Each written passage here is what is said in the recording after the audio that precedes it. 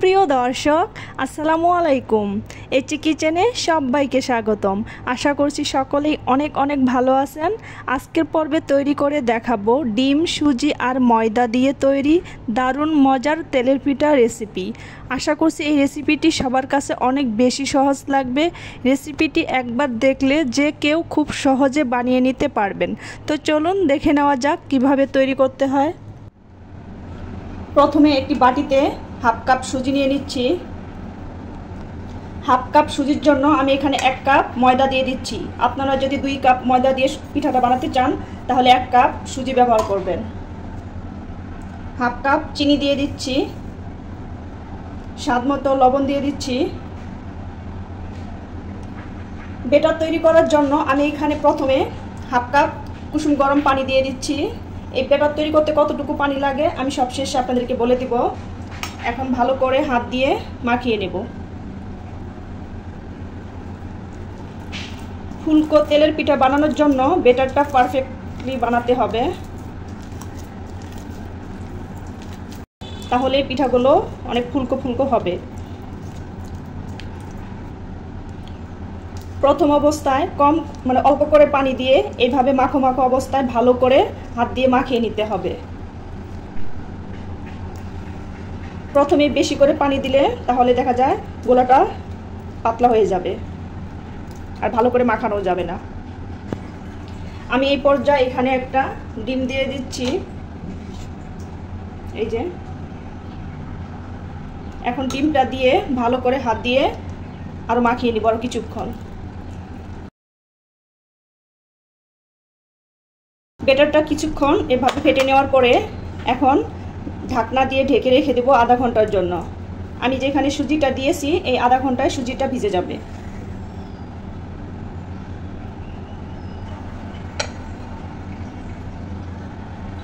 আধা ঘন্টা পর ফিরে এলাম। এখন একটা হ্যান্ড উইচ দিয়ে ভালো করে ফেটিয়ে নিব।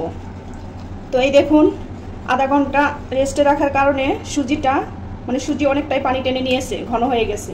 এখন ভালো করে ফেটিয়ে নেব।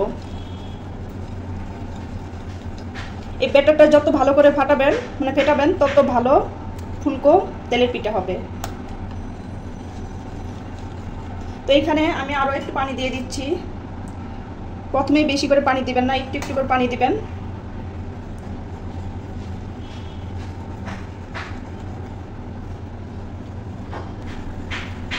বেটারটা ভালো করে ফেটানো হয়ে গেছে।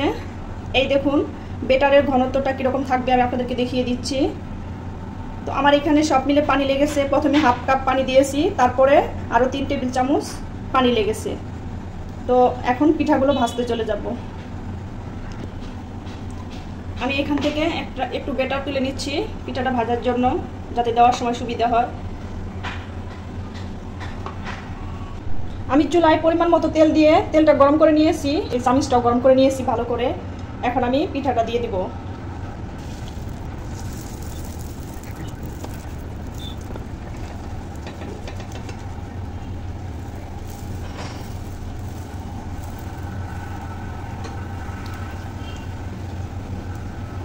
এখন এখানে আরো একটি পিঠা দিয়ে দিচ্ছি।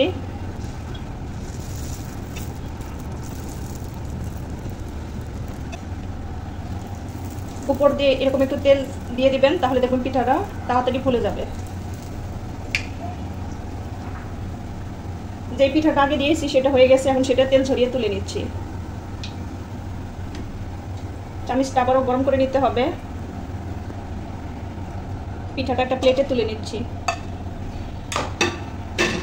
এখন এটা উল্টে দিচ্ছি। আমি এভাবে সবগুলো পিঠা ভেজে নেব। আশা করছি যারা নতুন রাঁধুনি তারা এভাবে খুব সহজে পিঠা বানিয়ে নিতে পারবেন।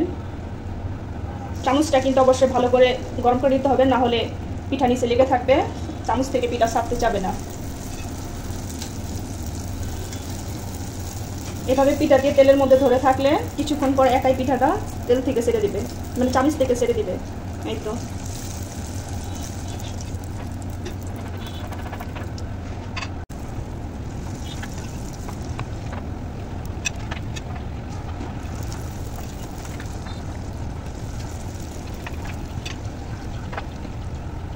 দেখুন পিঠাগুলো কতটা ফুলকো ফুলকো হচ্ছে।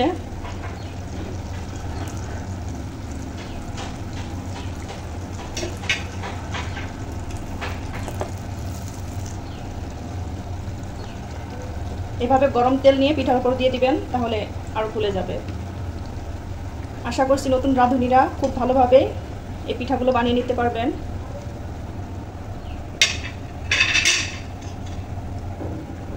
যেগুলো আগে দিয়েছি সেগুলো আগে তেল ঝরিয়ে তুলে নেব।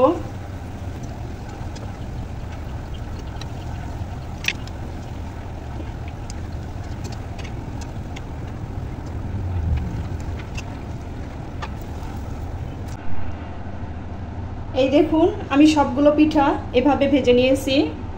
দেখতেই পারছেন কতটা ফুলকো হয়েছে পিঠা। তো আমি আপনাদেরকে একটা ছিঁড়ে দেখাচ্ছি কতটা সফট হয়েছে পিঠাটা। সুজি দিয়ে ময়দা দিয়ে পিঠাটা বানানো হয়েছে, খেতে কিন্তু দারুণ লাগে। এই দেখুন। আশা করছি আজকের ভিডিওটি আপনাদের কাছে ভালো লেগেছে। ভিডিওটি ভালো লাগলে লাইক, কমেন্ট, শেয়ার করবেন। আমার চ্যানেলটিকে সাবস্ক্রাইব করে চ্যানেলটির পাশেই থাকবেন। ধন্যবাদ সবাইকে এতক্ষণ আমার ভিডিওটি দেখার জন্য। আজকের মতো এখানেই বিদায় নিচ্ছি। আল্লাহ হাফেজ।